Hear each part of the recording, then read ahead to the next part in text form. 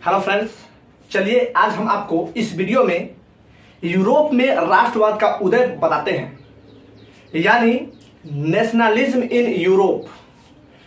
देखिए, यह जो वीडियो होने वाला है यह खास करके क्लास 10th के लिए तो है ही है, उसके साथ साथ हमारे इस भारत में लोगों को ये पता होना चाहिए कि किस तरीके से लोगों का अधिकार प्राप्त हुआ है। पता है, लोगों का जो अधिकार मिला है ना, जो हम लोग आज ऐश की जिंदगी जी रहे हैं, वो बहुत कठिन परिश्रम से मिला है। मतलब है ना, मतलब लोगों को ना अधिकार मांगने से नहीं मिला है सर, छीनने से मिला है, और वो भी जबरदस्ती छीनने से मिला है। और इस छीनने के चक्कर में ना कितना लोग मारे गए। तो वही वीडियो हम लोग आज देखते हैं कि किस तरीके से इस पूरे दुनिया में निरंकुश शासक होता था। इस पूरे दुनिया में राजाओं का शासन हुआ करता था, जिसे राजतंत्र बोला जाता है। और वह पूरा निरंकुश, मतलब कि जो लोग है ना, लोगों को कोई अधिकार नहीं दो, जैसे मन है वैसे शासन करो, जितना मन है उतना टैक्स लो, और लोग को बोलने का भी अधिकार नहीं था, कुछ भी करने का अधिकार नहीं था। और आज यह चल करके कितना हम लोग आजादी की जिंदगी जी रहे हैं इस 20वीं शताब्दी में, है ना, इस 20वीं और 21वीं शताब्दी में, उसको हम लोग चर्चा करते हैं। आखिर यह कैसे पनपा, कहां से पनपा, क्या यह जरूरी था या कैसे पनपा, उस समय हमारे देश के साथ साथ इस पूरे दुनिया में क्या कंडीशन हुआ था, और क्यों ऐसा यह युद्ध हो चुका, एक बहुत बड़ा युद्ध, और यह पूरे दुनिया को एक क्रांतिकारी रास्ता लेकर के गया, जिससे हम लोग गणतंत्र देश की स्थापना हुआ। और धीरे धीरे इस तरीके से पूरे दुनिया में एक होड़ सा लग गया था कि नहीं, सारे देश लगभग गणतंत्र होना चाहिए, एक संवैधानिक रूप से हमारा देश चलना चाहिए, और साथ साथ पूरा दुनिया का देश चलना चाहिए। इसी पर वीडियो है, बहुत इंपॉर्टेंट सेशन है ना। यूरोप में राष्ट्रवाद, देखिए राष्ट्रवाद का जो मतलब होता है ना, राष्ट्रवाद से थोड़ा सा पहले समझिए, एक होता है परिवारवाद, मतलब अपन पूरा परिवार के साथ है, वही परिवारवाद होता है। एक होता है जातिवाद, मतलब एक पूरे जाति के, एक कम्युनिटी के बारे में सोचना, वह होता है जातिवाद। ना पता है कि जातिवाद के हिसाब से वोट दे रहा है, मतलब अपने जाति के बारे में सोच रहा है, उसको बोलते हैं हम लोग जातिवाद। उसी तरीके से है राष्ट्रवाद, मतलब अपने ही राष्ट्र के बारे में सोचना, अपने राष्ट्र के हित के बारे में सोचना ही राष्ट्रवाद कहलाता है। तो आखिर यह जो राष्ट्रवाद है ना, यह राष्ट्रवाद पहले भारत में नहीं था। भारत तो छोड़िए, यह पहले दुनिया में ही नहीं था, राष्ट्रवाद समझता ही नहीं था। लेकिन धीरे धीरे लोगों ने अपना अधिकार को समझा, लोगों को यह समझ आ गया था कि किस तरीके से हमारे इस दुनिया में यह जो शासन है, शासन स्थापित एक निरंकुश शासन है, जो लोगों पर अत्याचार कर रहे हैं। इस तरीके से धीरे धीरे लोगों को यह समझ आता है। और फ्रांस में सबसे पहला क्रांति होता है, जिसको हम लोग जानते हैं, फ्रांस में क्रांति हुआ था 1789 ईस्वी में, है ना। तो उस चीजों को हम लोग थोड़ा सा आज देखते हैं, बहुत इंपॉर्टेंट है, देखिए ध्यान से। देखिए, इस पूरे दुनिया में ना निरंकुश शासन हुआ करता था। निरंकुश का मतलब होता है कि लोगों को नहीं सुनना है, जनता को नहीं सुनना है, सरकार का जो मर्जी आएगा ना उस तरीके से वो शासन करेगा। हालांकि निरंकुश शासन दो प्रकार के होते थे, एक था कि अपना मर्जी से शासन करना, और एक था संवैधानिक हिसाब से शासन करना। तो संवैधानिक हिसाब से तो हल्का सा ठीक था, लेकिन निरंकुश जो शासन था वो बहुत भयानक था, मतलब लोगों का कोई अधिकार ही नहीं हुआ करता था। हाँ, इस तरीके से मतलब हम लोग भी वही झेल रहे थे, भारत भी वही झेल रहा था, बहरहाल पूरा दुनिया भी यही झेल रहा था। तो चलिए हम लोग इसको स्टार्ट करते हैं। यह जो भावना जो उत्पन्न हुआ लोगों में, देश के प्रति एकता की भावना और देश के प्रति स्नेह और प्रेम की भावना जो उत्पन्न होता है, वह फ्रांस से उत्पन्न होता है। मतलब फ्रांस ने ऐसा चिंगारी बोल दिया था, लोकतंत्र का एक चिंगारी बोल दिया था, जो देखते देखते पूरा दुनिया में धीरे धीरे लोकतांत्रिक देश की स्थापना होने लगा। देखिए, तो पहले जो दुनिया में राजतंत्र के हिसाब से शासन चला करता था। राजतंत्र दो प्रकार के होते हैं, एक होते हैं निरंकुश शासन, है ना, और एक होता है संवैधानिक राजतंत्र। एक था निरंकुश राजतंत्र और एक था संवैधानिक राजतंत्र। तो निरंकुश राजतंत्र जो था, उसमें सरकार जैसे मर्जी करता था वैसे शासन करता था, लोगों को कोई अधिकार ही नहीं देता था। और संवैधानिक जो था, उसमें थोड़ा सा लोगों को अधिकार दिया जाता था। फ्रांस में उसी तरीके से निरंकुश शासन चलता था, है ना। पूरे फ्रांस में उसी प्रकार का निरंकुश शासन था। पता है, उस समय ना पूरे दुनिया में जो सबसे पावरफुल देश था वो फ्रांस था, है ना। मतलब फ्रांस जैसे जैसे करता था ना, पूरा यूरोप वाला लगभग वही करने लगता था। इसीलिए वहां उसी बगल में, फ्रांस देश के एक बगल में देश है ऑस्ट्रिया, ऑस्ट्रेलिया नहीं समझिएगा, ऑस्ट्रिया का एक राजा था मेटरनिक। तो मेटरनिक ने क्या कहा, जब फ्रांस को सर्दी होता है ना तो पूरा यूरोप छींकता है ना। क्यों कहा? क्योंकि जैसे जैसे फ्रांस करता था ओकरे देखा देखी लगभग सारे देश, उसके आसपास वाला देश सब करने लगता था। तो चलिए हम लोग स्टार्ट करते हैं, देखते हैं फ्रांस पर यह मतलब क्यों ऐसा हुआ। देखिए शासन व्यवस्था जो था फ्रांस में किस तरीके का था? निरंकुश शासन व्यवस्था था। राजतंत्र था, राजतंत्र दो पार्ट के, एक हो गया निरंकुश राजतंत्र है ना, और एक था जो संवैधानिक राजतंत्र था। संवैधानिक हालांकि कुछ ठीक था, लेकिन निरंकुश राजतंत्र था कहां पर? फ्रांस में। तो फ्रांस में जो था निरंकुश राजतंत्र था, उस निरंकुश राजतंत्र जो था वह एक वंशज था, वहां पर वंश चल रहा था जिसका नाम था बुर्बो वंश। क्या था? बुर्बो वंश। तो फ्रांस में एक राजा का शासन था, एक वंश का शासन था जिसका नाम था बुर्बो वंश। और वह जो बुर्बो वंश था वह ना बहुत बहुत दिनों तक शासन करने का कहा। जैसे उस बुर्बो वंश में ना लुई नाम के बहुत सारे शासक हुए है ना, लुई नाम के राजा साहब, Louis 1, Louis 2, Louis 3, Louis 4, Louis 5, इस तरीके से करते करते भारत इस तरीके से करते करते फ्रांस में लुई 16वां तक शासन आ गया था। तो उस समय 1700 है ना 89 के समय में जो वहां का जो शासक था लुई 16वां था। क्या हुआ था? लुई 16वां जो था ना वो बड़ा सही नहीं था। लुई 16वां से पहले अगर लुई 14वां पर जाइएगा ना तो लुई 14वां क्या कहता था? हम ही राज है, मतलब हमरा द्वारा बोला गया सारा बात कानून होगा। बताइए तो भाई साहब, मतलब लोगों का अधिकार कुछ नहीं, लोग जाए भाड़ में है ना, मतलब सब तू ही है, तू जो चाहेगा वही करेगा है ना, मतलब जो राजा चाहेगा वही करेगा। उसके बाद कौन आया? लुई 15 आया और वह भी शासन किया, और लुई 16 आया। मेन बात जो है लुई 14, लुई 16 तो काम, लुई 14, लुई 15 तो काम किया, लेकिन एक खराब समय आ जाता है लुई 16 के समय, और लुई 16वां के समय ही फ्रांस का क्रांति होता है बहुत भयानक तरीके से। तो देखिए लुई 16वां जो था ना वह दो पार्टों में समाज को बांटा हुआ था। ये उसके लिए बड़ा गड़बड़ बात था है ना, मतलब दो पार्टों में बांटा था। एक वो था जिसका विशेषाधिकार था है ना, मतलब दो पार्टों में वो बांटे हुए थे। क्या? वह दो पार्ट में बांटे हुए थे समाज को। एक था विशेषाधिकार वाला वर्ग और एक था साधारण वर्ग है ना। विशेषाधिकार वाला वर्ग में था जिसमें पादरी था और कुलीन था।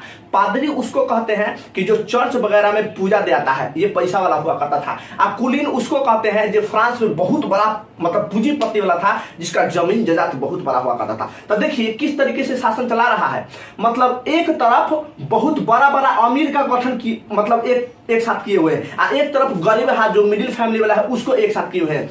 मतलब कि जो साधारण वर्ग वाला है उसको कोई अधिकार नहीं था। अगर राजा मीटिंग करेगा, बैठेगा, जो भी चीज डिस्कस करेगा वह पादरी के साथ करेगा या कुलीन के साथ करेगा, जिसको विशेषाधिकार वर्ग में रखा गया है।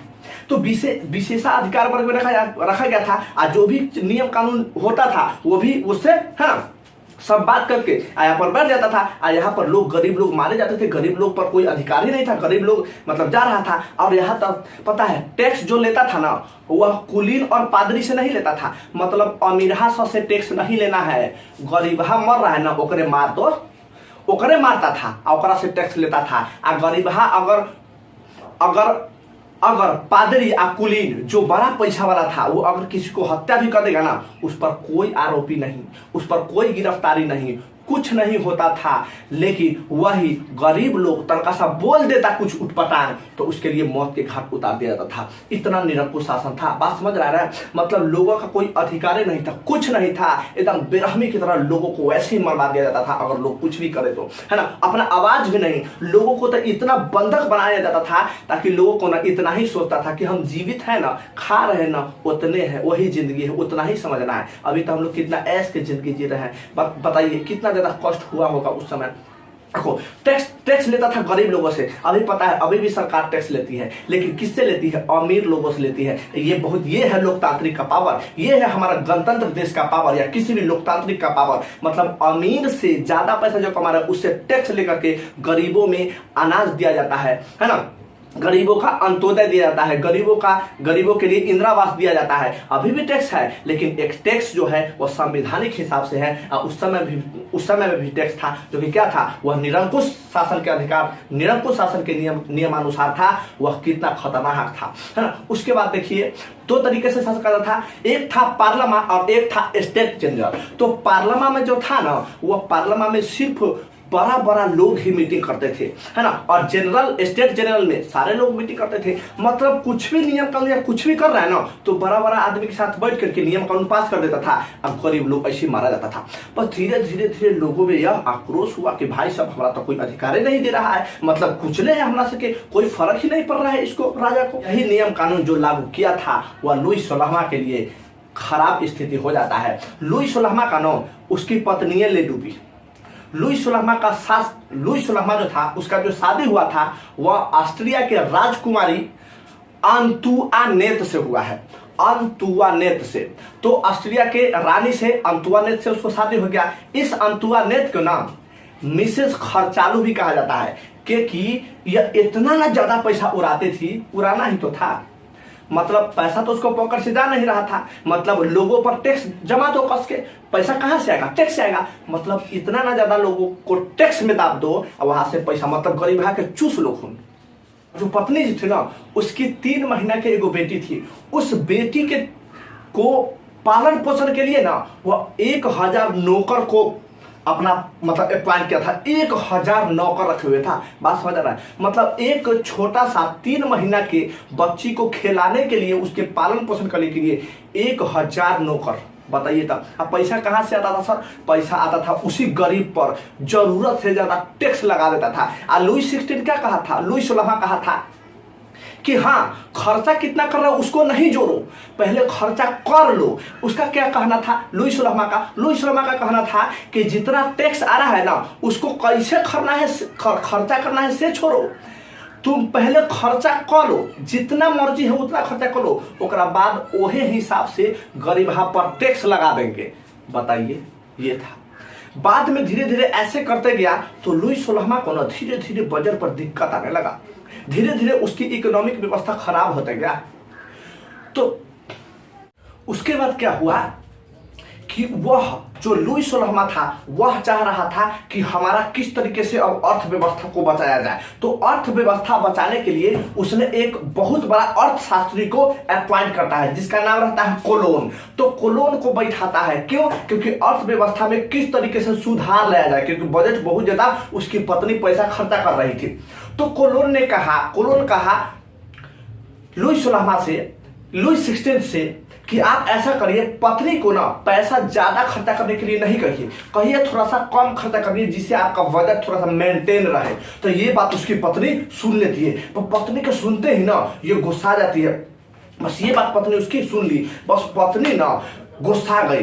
किस पर? लुई 16 पर, कि अब हम जल्दी आप इस कोलोन को हटाइए, हमको खर्चा करने के लिए मना कर रहा है, इस कोलोन को जल्दी हटाइए नहीं तो हम आत्महत्या कर लेंगे। बस कोलोन को क्या करता है, लुई 16 हटा देता है ना। जब हटा देता है तो अब सोचता है लुई 16 कि किस तरीके से हम ऐसा व्यवस्था करें ताकि हमारा इस मेंटेन रहे। बस उन्होंने सोचा कि ऐसा करते हैं, एक बहुत अच्छा मीटिंग करते हैं। उन्होंने सोचा मीटिंग करते हैं। उसके बाद मीटिंग में ऐसा सोचा कि जो गरीब लोग था उसको भी थोड़ा सा हम लोग बुला लेते हैं, और जो मतलब पादरी था और कुलीन वर्ग था उसको भी बुला लेते हैं।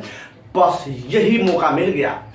अब जो गरीब लोग था ना वह सोच रहा था कि किस तरीके से सरकार से बात किया जाए, हम लोग को इकट्ठा होकर के बात किया जाए, वहां से हम लोग अपना कुछ बात को रखेंगे और सरकार मान लेगी, लुई 16 मान लेगी तो हम लोग अच्छे से मतलब थोड़ा सा बर्डन कम होगा। और पादरी भी खुश और सारे लोग खुश थे। बस मीटिंग करने के लिए बैठता है। बस मीटिंग के दौरान थोड़ा सा शोरगुल होता है और हल्ला हो जाता है। बस हल्ला हो जाता है और गरीब लोग जो थे ना, जो मीडियम क्लास की फैमिली, जो मीडियम वर्ग के जो लोग थे उन्होंने आंदोलन कर देते हैं। बस इतना भयानक आंदोलन होता है कि लोगों ने रोड पर निकल करके बहुत भयंकर आंदोलन कर लेता है, क्योंकि लोग सोचता था कि किस तरीके से, क्योंकि ऐसा था कि लोगों ने कुछ ऐसा बात बोला जिससे वह मना कर दिया कि ऐसा नहीं हो सकता है। बस पूरे लोगों ने आंदोलन करना चालू कर दिया। लोगों को तो इसी बात का इंतजार था कि कब हम लोग को मौका मिले कि हम लोग सरकार से अपनी मांग को पूरा करवाएंगे, लेकिन सरकार ने बात नहीं माना। जब सरकार बात नहीं माना तो लोगों ने बहुत ज्यादा रोडों पर वहीं पर बगल में था सरकारी जेल जिसका नाम था वास्टिल का जेल। बस लोगों ने वास्टिल का जेल में आया अंधाधुंध, मतलब वहां पर तोड़फोड़ मचाने लगा। और यह जो बात था 14 जुलाई 1789 ईस्वी में हुआ था। मतलब वही दिन था जो 14 जुलाई 1789 ईस्वी में ही इस दुनिया में गणतंत्र का सबसे पहला नींव रखा गया था। मतलब बताइए, लोगों ने बहुत भयानक विरोध करता है, फ्रांसीसी युद्ध हो जाता है ना, फ्रांसीसी क्रांति हो जाता है जो पूरे सरकार को हिला करके रख देती है। अब पता है, अब वो जो मीडियम क्लास वाला जो फैमिली सब था वो सब बैठ करके एक दल बना लिया, है ना, एक दल बना दिया। सरकार भागने लगी और जो पादरी जो था कुलीन था वो सब भागने लगा। बस इसमें मौका मिल गया मीडियम वर्ग को। बस इन्होंने एक गठन बनाया, एक दल बनाया जिसका नाम बन गया जैकोबियन दल, है ना, जैकोबियन दल। और जैकोबियन दल बना दिया गया वहां से। और जैकोबियन दल कहा कि अब फ्रांस पर मेरा शासन होगा। और जैकोबियन दल धीरे धीरे धीरे बहुत सारे लोगों का इकट्ठा एक बहुत अच्छा दल बन गया, मजबूत दल बन गया। और इसका जो हेड अपॉइंट किया गया उसको रॉबespierre को बनाया गया, रॉबespierre को। अब वो कहा कि हम अपने तरीके से शासन करेंगे। और इस तरीके से फ्रांस बुर्बो वंश का जो शासन था वह धीरे धीरे समाप्त हो जाता है। यानी बुर्बो वंश का जो लुई 16वां था वह समाप्त हो जाता है। हालांकि आगे हम लोग थोड़ा सा देखेंगे हल्का सा, और एक सिचुएशन ऐसा आता है जहां पर बुर्बो राजवंश का हल्का सा शासन वहां पर आता है। उसके बाद फ्रांस पर लुई 16वां को क्या किया, लोगों ने पकड़ करके और सीधा दोनों को, पति और पत्नी को दोनों पर गिलोटीन पर चढ़ा दिया और फांसी पर चढ़ा दिया। गिलोटीन होता है लटका करके तलवार से काट दिया जाता है ना। तो दोनों को, लुई 16वां को और लुई 16वां के पत्नी जो मिसेस खरचालू थी, वो दोनों को गिलोटीन पर चढ़ा करके मार। फ्रांस का जो अगला शासन बना वह नेपोलियन बना। और नेपोलियन इतना अच्छा शासक था, बहुत बढ़िया शासन था, क्योंकि नेपोलियन जानता था कि पीछे किस तरीके से इतिहास में लोगों पर अत्याचार हुआ है। तो नेपोलियन ने कहा कि अब हम जो शासन करेंगे फ्रांस पर वह लोगों के अकॉर्डिंग शासन करेंगे, मतलब लोगों के अधिकार की बात करेंगे। और सबसे पहला मतलब फ्रांस में गणतंत्र का स्थापना कर देता है। तो नेपोलियन ने सबसे पहले फ्रांस में गणतंत्र का स्थापना करता है। और उन्होंने एक बात कहते हैं और उन्होंने बताते हैं कि बंधुत्व, भाईचारा, है ना, भाईचारा और स्वतंत्रता की उन्होंने बात करता है। स्वतंत्रता, भाईचारा और बंधुत्व की बात करता है। तो सबसे पहले फ्रांस पर गणतंत्र कौन करवाया, नेपोलियन ने करवाया। जब नेपोलियन ने बड़ा अच्छा से शासन कर रहे थे, मतलब लोगों के अधिकार को, है ना, लोगों को अधिकार दे रहे थे, लोगों की कुछ बोलने की आजादी था। तो क्या हुआ, उसके देखा देखी बगल के देश सब, बगल के जो अड़ोस पड़ोस वाला जो देश सब था, जैसे ऑस्ट्रिया हो गया, हंगरी हो गया, जर्मनी हो गया, इटली हो गया, इस तरीके से जो बगल वाला देश था ना, ओकरो लग गया मौका। वह देख रहा है कि भाई साहब फ्रांस में कितना अच्छा शासन चल रहा है, मतलब लोगों को अधिकार दे दिया गया। और वो पड़ोसी देश में कथी था, राजा का शासन था। बस वहां के लोग भी विरोध करना चालू कर दिया। मतलब फ्रांस से स्टार्ट हुआ और धीरे धीरे धीरे धीरे चारों तरफ का जो देश था, जो पड़ोसी देश था, उस पूरे पड़ोसी देश में यह आतंक मतलब मच जाता है। पूरे पड़ोसी देश में यह आंदोलन चालू हो जाता है। अब लोग कह रहा है कि जिस तरीके से नेपोलियन का शासन चल रहा है उसी तरीके से हमारा देश में भी उसी प्रकार शासन चलना चाहिए। बस चुपके चुपके वहां के लोग सब नेपोलियन से राय लेना चालू किया और नेपोलियन को बुलाने लगा कि नेपोलियन, आपका शासन व्यवस्था बहुत अच्छा है, आइए हमारे देश में आप ही शासन करिए। बस नेपोलियन खुश। नेपोलियन उसी तरह करते करते करते करते फ्रांस के आस पड़ोस वाला जो देश था, लगभग 26 को देश पर नेपोलियन का शासन हो गया। अब नेपोलियन शासन करने लगा 26 को देश पर। बस धीरे धीरे ना जो 26 देश था वह सोचा कि अरे नेपोलियन को हम बोलाए थे कि लोगों का शासन लोगों पर करना है, मतलब लोगों के कुछ अधिकार देगा, नेपोलियन तो अपने राजा बन गया। अब वहां के लोग क्या सोचता था कि नेपोलियन राजा किसी और को बना देता, है ना, और वहां पर लोग को अधिकार कुछ दे था। लेकिन नेपोलियन शासन करने लगा। बस लोगों को यह बात खटक गया। और उसी समय में ऑस्ट्रिया का राजा हुआ करता था जिसका नाम था मेटरनिक। अब मेटरनिक को यह बात हजम नहीं होता। मेटरनिक क्या सोच रहा है कि जिस तरीके से नेपोलियन धीरे धीरे धीरे धीरे बहुत देशों में बढ़ रहा है, हो सकता है तो आने वाला समय में कहीं ऑस्ट्रिया पर ना आ जाए नेपोलियन। अब वो डर रहा था। कौन? मेटरनिक डर रहा था। तो मेटरनिक ने एक षड्यंत्र रचा। मेटरनिक सोचा कि क्यों ना हम 26 देश का जो राजा के साथ मिल जाए और रसिया के साथ मिल जाए और ब्रिटेन के साथ मिल जाए। बस ये 26 गो जो राजा था जिस पर नेपोलियन का जो शासन था, वो सब राजा के साथ मतलब बात करने लगा और मतलब गेम खेलने लगा। रशिया भी साथ में आ गया और ब्रिटेन भी साथ में आ गया। अब यह क्या कह रहा है राजा को भड़काने लगा और यहाँ से एक उन्होंने सब मिल करके बैठ करके एक मीटिंग करना चालू किया, है ना। मीटिंग करा कि किस तरीके से हम इसको भड़काए, है ना। इस तरीके से यहाँ से हम क्या करें, राजा को हम यहाँ पर किस तरीके से नेपोलियन को मरवा दे, क्योंकि उसको डर था, ऑस्ट्रिया का डर था कि ऑस्ट्रिया में जो मेटरनिक था उसको डर था कि धीरे धीरे अगर इस तरीके से इसका मतलब व्यवस्था बढ़ता जाए तो ये तो लगभग पूरे देश में लगभग शासन कर लेगा, है ना। इसी डर से उन्होंने षड्यंत्र रचा, कौन मेटरनिक ने षड्यंत्र रचा और षड्यंत्र रच करके सब राजाओं से मिल करके एक युद्ध कर देता है नेपोलियन के खिलाफ। और वह युद्ध वाटरलू का युद्ध कहा जाता है और वही वाटरलू का युद्ध 1815 इसमें होता है। इसमें बुरी तरीके से नेपोलियन हार जाते हैं और नेपोलियन को षड्यंत्र के साथ हराया जाता है और नेपोलियन हार जाते हैं। उसके बाद अब पूरे फ्रांस पर कंट्रोल हो जाता है मेटरनिक का, है ना, मेटरनिक का। और मेटरनिक क्या कहा, मेटरनिक ना फिर लोगों से क्या कहा कि अब जो नेपोलियन जैसा शासन करता था ना, वैसा अब हम होने नहीं देंगे। अब फिर से हम दोबारा निरंकुश शासन व्यवस्था को ही लागू करेंगे। लोगों को दिमाग खटक गया भाई साहब, मतलब इतना अच्छा नेपोलियन शासन कर रहा था, अब आ गया कौन, मेटरनिक आ गया। अब फ्रांस पर मेटरनिक के अकॉर्डिंग शासन चलेगा। चलिए अब इससे आगे हम लोग नेक्स्ट वीडियो में समझेंगे। अगर वीडियो अच्छा लगे तो लाइक करिएगा, सब्सक्राइब करिएगा और शेयर करिएगा। मिलते हैं नेक्स्ट वीडियो में। जय हिंद।